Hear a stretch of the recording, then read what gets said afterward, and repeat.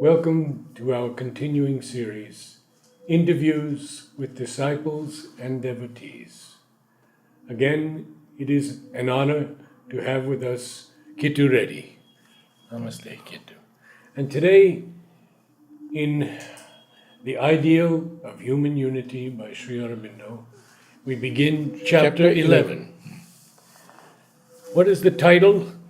The title is the small free unit and the large concentrated unity. When it is large, centralization of power, so concentrated unity. When it is small, less centralization of power, or very little centralization of power, and individual freedom, initiative, and cultural growth takes place more easily. So I'll read out the paragraph and then we'll go slowly, we don't want to rush. Good. If we consider the possibilities of a unification of the human race on political, administrative, and economic lines, we see that a certain sort of unity or first step towards it appears to be not only possible, but to be more or less urgently demanded by an underlying spirit in the need of the race and sense of need in the race. This spirit has been created, this is what I want you to follow carefully, largely by increased mutual knowledge and close communication. Increased mutual knowledge and closer communication. It certainly helps in creating the ambience for. And this is 100 years ago. and now we have the internet and my goodness. No, because he was always seeing the forces behind Yes, it. No? of course. So, partly by the development of wider and freer intellectual ideas and emotional sympathies in the progressive mind of the race. That had started even then, and that he saw. The sense of need is partly due to the demand for the satisfaction of these ideals and sympathies, partly to economic and other material changes, because economic and material changes are slowly making the world come closer and also greater interdependence. Therefore, we need each other. So that is why the sense of need is partly due to satisfaction of this, partly to economic and other material changes which render the results of divided national life, war, commercial rivalry, and consequent insecurity and peril to the complex and easily vulnerable modern social organization more and more irksome, both for the economic and political human, animal, and for the idealistic thinker. So you see, now if there is disruption, it disturbs everybody. Right? So people don't want war. Yeah.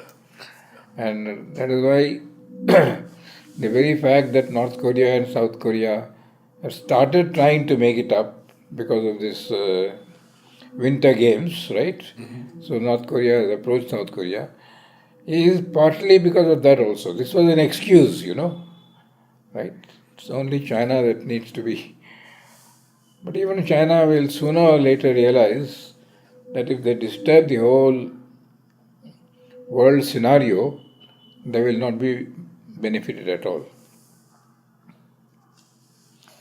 So partly also the new turn is due to the desire of the successful nations to possess and enjoy and exploit the rest of the world at ease without the peril incurred by their own formidable rivalries and competitions. So that is a very selfish reason, but still that is so. And rather by some convenient understanding and compromise among themselves. The next sentence is very important. The real strength of this tendency is in its intellectual, idealistic, and emotional parts. Its economic causes are partly permanent, and therefore elements of strength and secure fulfillment, partly artificial and temporary, and therefore elements of insecurity and weakness, right?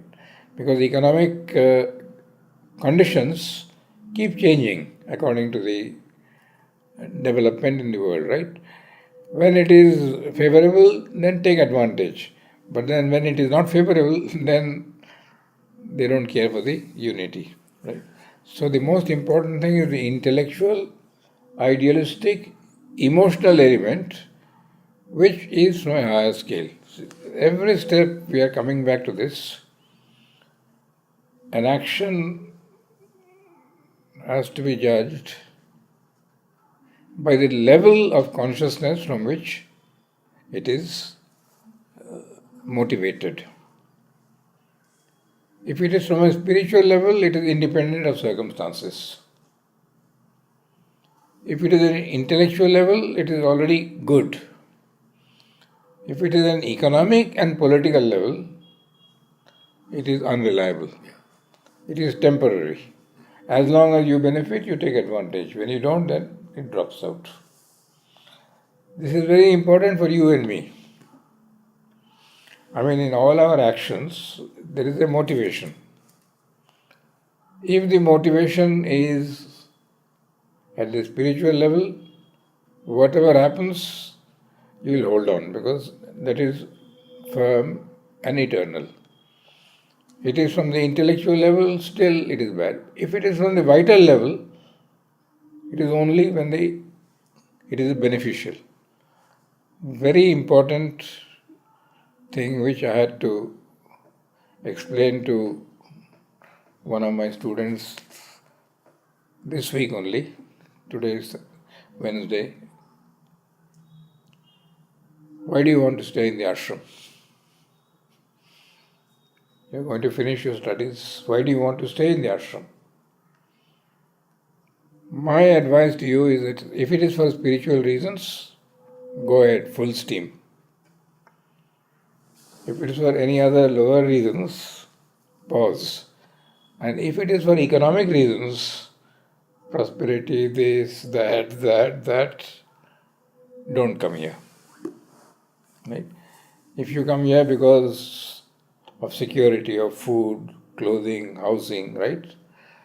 Of course, in the back of my mind, I didn't tell him that sometimes one starts with this and then suddenly the spiritual movement happens because nature's ways are incalculable.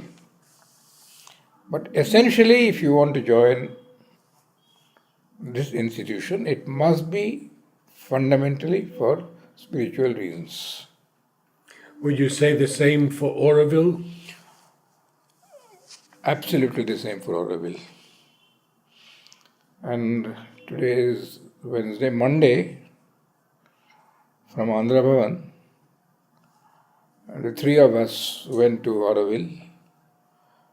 We wanted to donate a fair amount of money to the Aurobindo Foundation for its Golden Jubilee. So we went and General Chatterjee received us, very courteous. He had an interview this morning with you. He met me.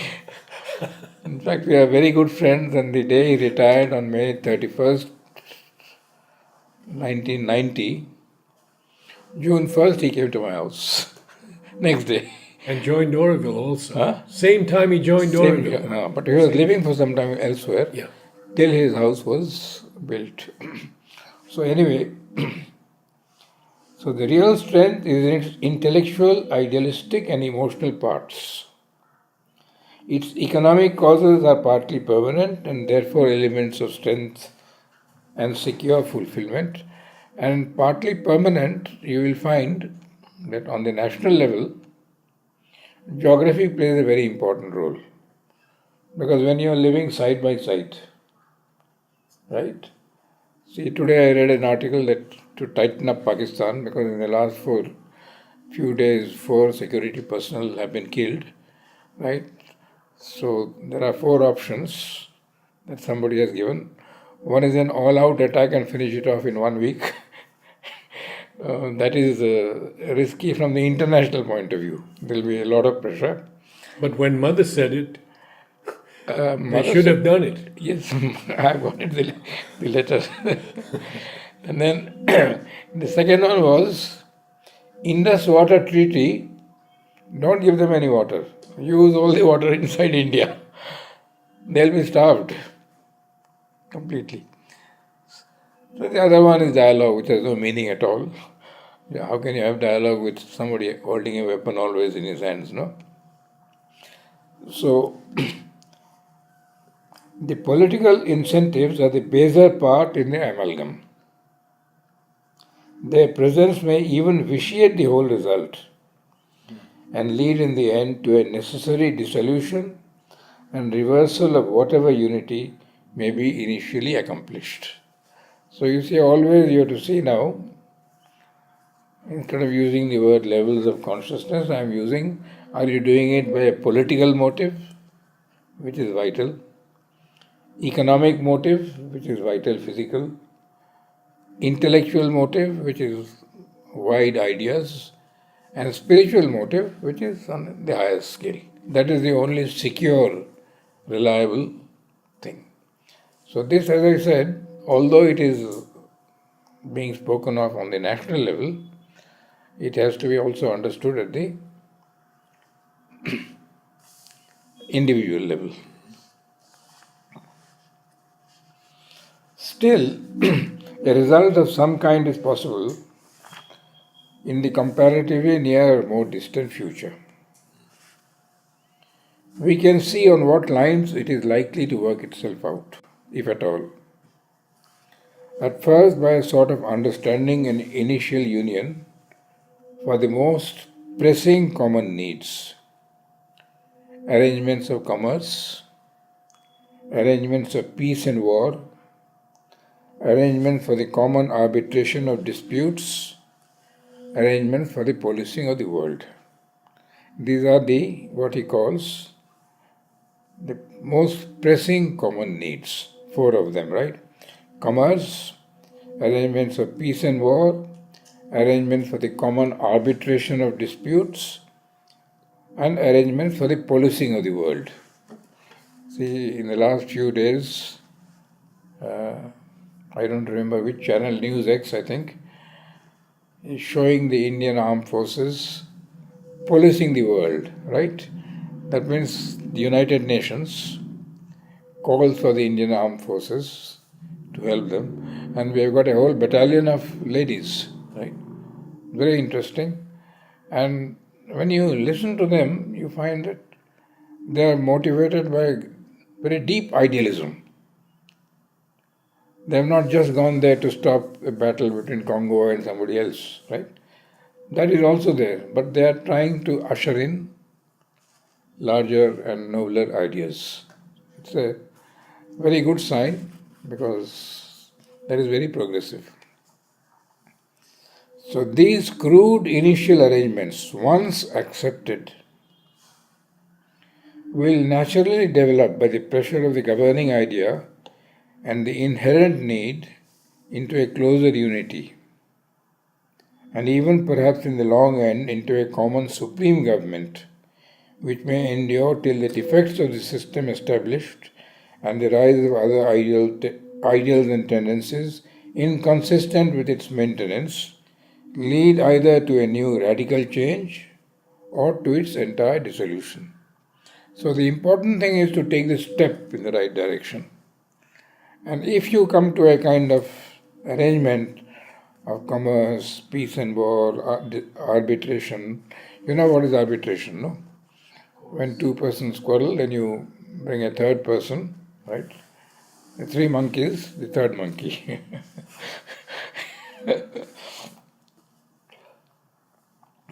So we have also seen that such a union is likely to take place upon the basis of the present world, somewhat modified by the changes that must now inevitably take place.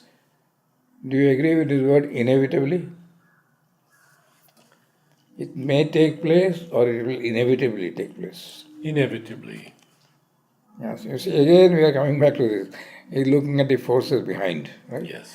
And that's why he always can see well ahead as to what is likely to happen. Might not be able to say exact dates, but certain, right? That is why I relies entirely on his August 15th message. The division must and will go. The emergence of Asia is inevitable, and world unity will definitely take place. Only human imbecility and stupid selfishness can stand in the way, but nature will not allow it for too long. So we are moving towards world unity, whether we like it or not, because it is nature's destined goal.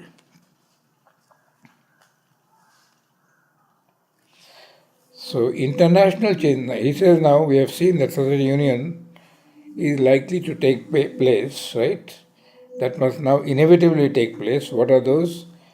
International changes that are likely to be adjustments rather than the introduction of a new radical principle, and social changes within the nations themselves of a much far more reaching character.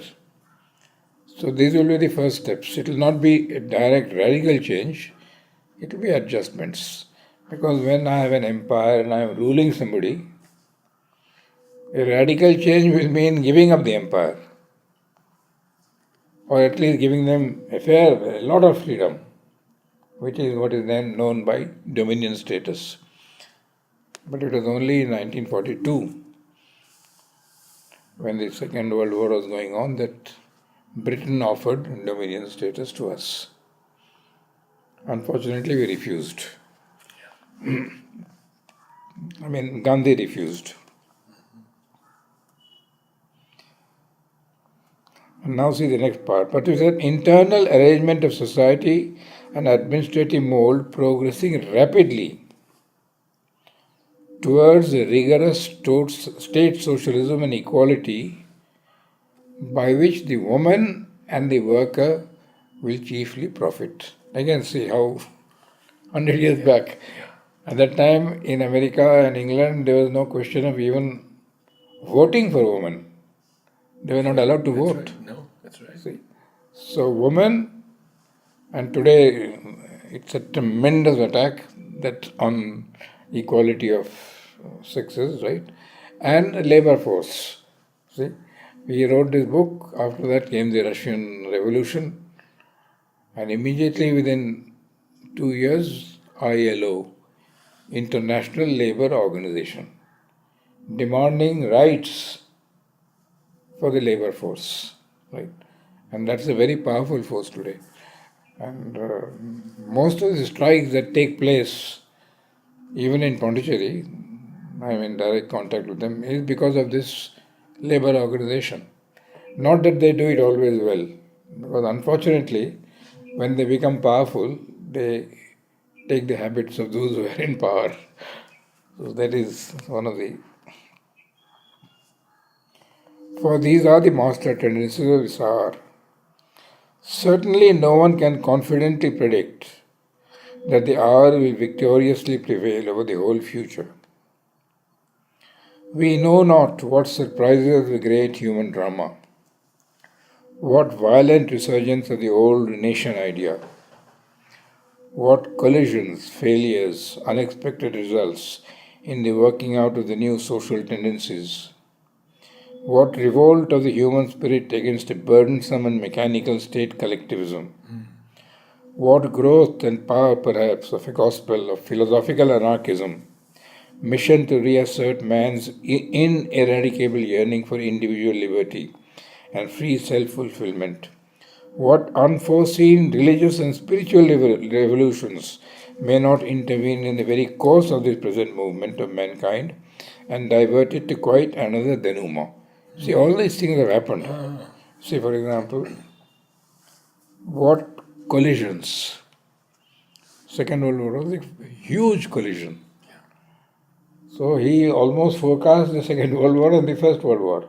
30 years before the Second World War. 22 years 22. before the Second World War. 22. See, So these collisions, failures, unexpected results in the working out of the new social tendencies, the revolt against a burdensome mechanical state collectivism. You are from Russia, both of you? Romania. Huh? Romania. Have you had the experience of state collectivism? State dominating and controlling everything? From the States, United States. The communist revolution in 89. So. What did you say? Communist Revolution, 89. But I was 1 year old. So there was state control. Yes. Is it still there? No. It is gone. Yes. So inevitably, when there is a state control and collectivism carried beyond a certain point, there is bound to be a reaction. And that reaction will lead to either a revolution or a change in thought. It was by revolution or change of thought? Could be both in the same time. Yes, in fact, it will be both. The change of thought ushers in a revolution, and the revolution says that now we have to adjust, right? The human mind has not yet reached that illumination or that sure science by which it can forecast securely even its tomorrow.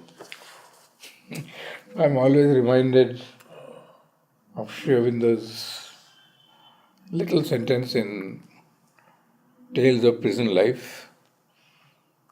He says, as the poet has said rightly to suffering humankind, that God has given him two aids: the complete darkness of the future and a blind hope as a consolation. So nobody knows whether tomorrow what will happen, right? But we have a blind hope to which we are clinging, right? Blind because we have not yet got the vision, and therefore we cannot predict even securely even what will happen tomorrow. But with the advent of the supramental descent, Yes, if you can somehow contact that, then you have got the vision. But if you are not in that level, or if you are not open to that, I don't expect us to go to the level of the supermind. Some kind of perception, feeling, well, then you might be able to predict the future. But for the average man, I don't want to give names, and it's happening most unexpectedly. A 60-year-old man died. Bharati Patel has put that whole thing there. Right? I saw it. Huh? I saw it. You see how, I know the family, shaken completely. Because they had plans. See, we are planning for something, and tomorrow it's all over, crushed. So we have not yet been able to, right? There are some where you know that either because of physical ill health that the end is coming. So you are prepared psychologically. There are some who are psychologically preparing themselves to go on and inform their very close friends. Still there is a preparation, right? But when there is no preparation whatsoever, right? So it is so difficult. But as you said, to those who have some contact with that higher spiritual force, right, there is a possibility of saying certain things. And for those who have studied Aurobindo and read Aurobindo, a few things can be said categorically. One is that world unity will take place. One is India's resurgence. These two you can say without any hesitation. The third one also will be, as he has put in his dream, Asia's resurgence. And the fourth one, which is I think happening very powerfully today in the West, the resurgence of spirituality.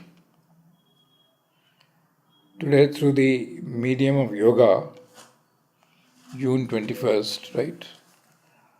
They have gone beyond the outer Hatha Yoga into deeper things. And Chatterjee, whom you met this morning, when we went and offered the money to the Aurobindo Foundation, they asked me that for what would you like it to be used? For housing, for this, for that, for that. So I said, look, I don't think it is fair to ask me that question because I don't know your needs. It is for you to decide.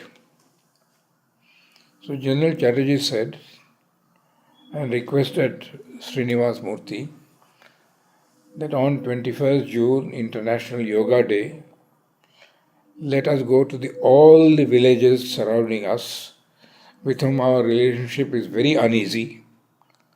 They're having conflicts, race superiority, and many things are there. So he said, if you go and present this yoga thing, establish a contact, then gradually present to them Mother's Dream in Tamil. They have translated into almost 14 languages. So we got copies for in Bengali, in Tamil, in Telugu, in English, in French. I got one in Spanish because somebody wanted it, right? So now this is the way by which you have to gradually move. So I can forecast for certain that Aurobindo is going to succeed, right? That the world unity will take place, that Asia will rise. China can stop for some time, but it will not, and ultimately India will be united. That means the subcontinent will become a confederation. But short of that, and that is because I am following Aurobindo. But I can't tell this in the public sphere. It is not acceptable. So let us suppose, we'll do one more paragraph. Let us suppose, however, that no such unexpected factor intervenes. The political unity of mankind of a sort may then be realized.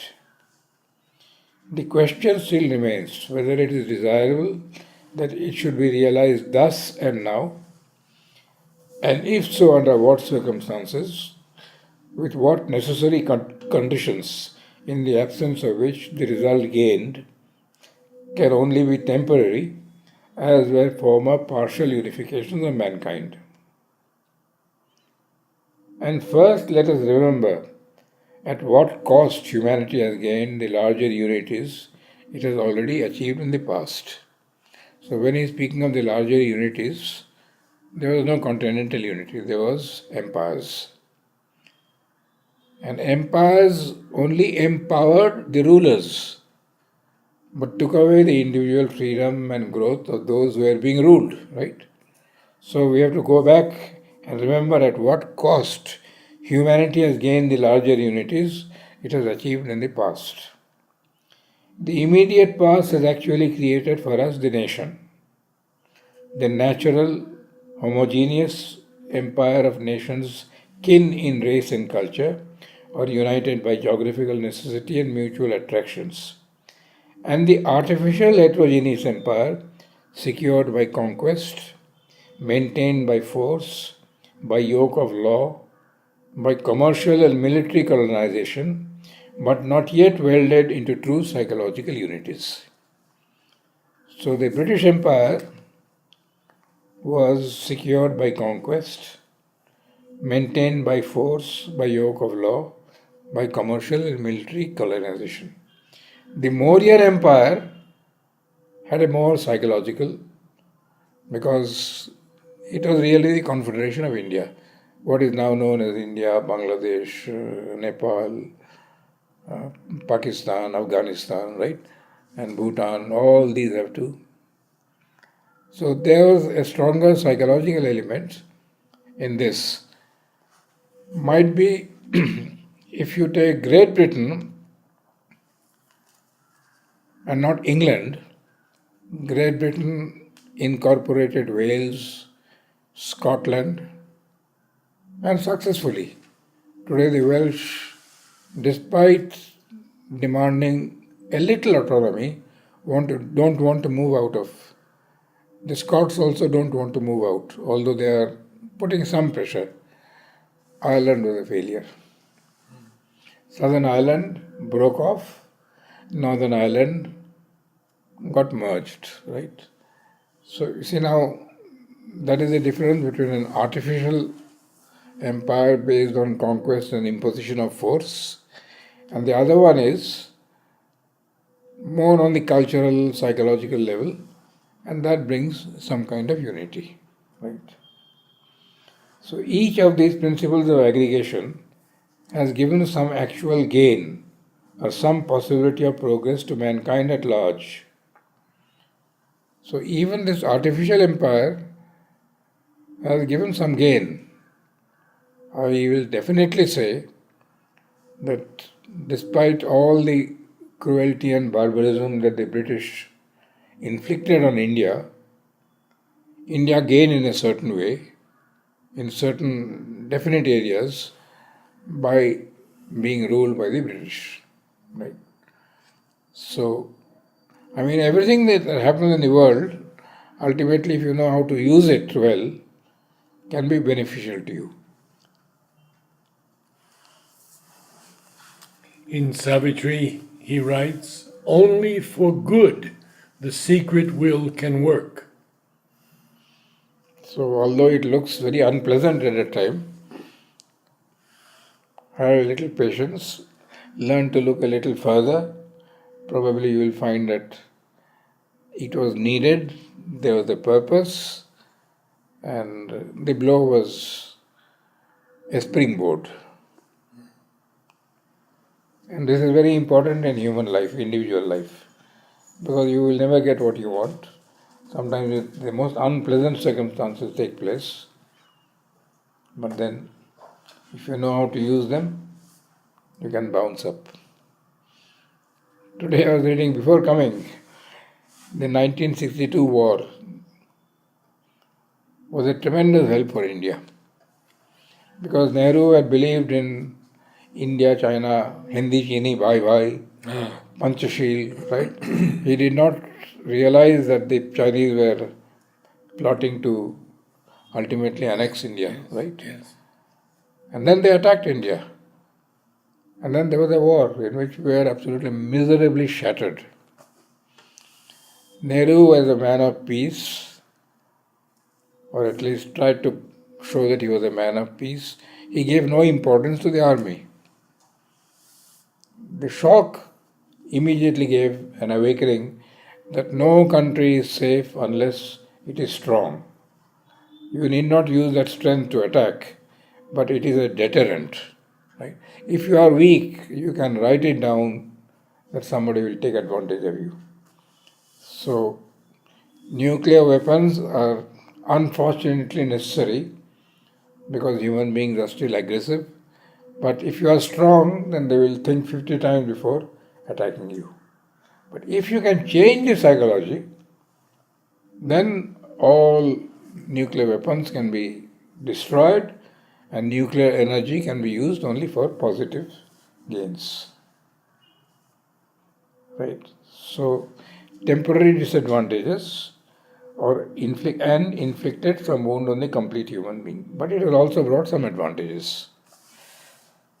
So I think we'll stop here because there might be some questions. I have to go back and give an interview to Namita on the school. Oh, Because I came here before the school was started, no? She wants to know something. I have to meet her also. Huh? I have to meet her also. Any questions? Anamika, anything? Now you are free to ask. You can, without hesitation. Thank you. Appreciate that. Thank you for letting me know. Appreciate that. Just a bit about China and gross national product. What? The gross national product of China, the imports into the US, which is changing the financial balance Yeah, of both absolutely. countries. Absolutely. And they are very shrewd. They are not using it only by war and aggressive methods. Aggressive economic methods, right? I think I told you last time in Sierra Leone, one of our boys is there, right? And he has settled down there for 7 years at 8 years. Every 3 months he imports or he exports from India 400 youngsters whom he trains thoroughly as to how to behave and how to. They have come over to African countries where the Americans and the Chinese are already there. But after the Indians have come, the Sierra Leone's people, they are more attracted towards the Indians because they have been taught that you must be participatory, it is their interest that you are looking into, not your interest.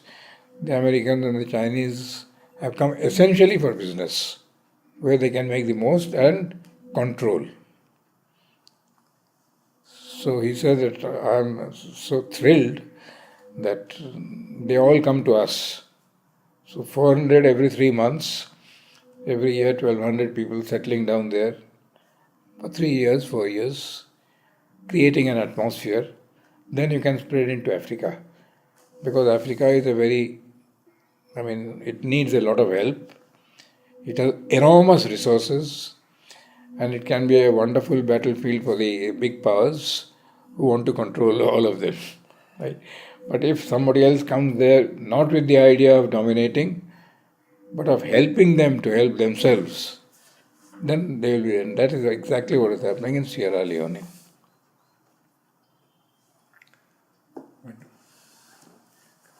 Anything, Anmol? No question, but since you were mentioning that why the India was conquered, so in the synthesis he has, in one sentence he has explained that in the divine providence, the country of the yogins and sannyasis has been forced into a strict and imperative contact with the very element it had rejected, the element of the progressive mind.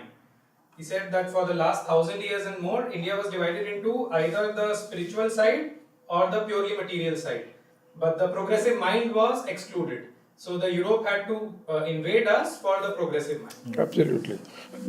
Because the mental development, which had gone to sleep, which was there early, gone to sleep completely, was given a kick by the European contact, by the Western contact. Because you cannot deny that the West has progressed enormously in the mental field. Gigantic contribution. And now we have understood. We are picking up the technologies, we are moving forward, right?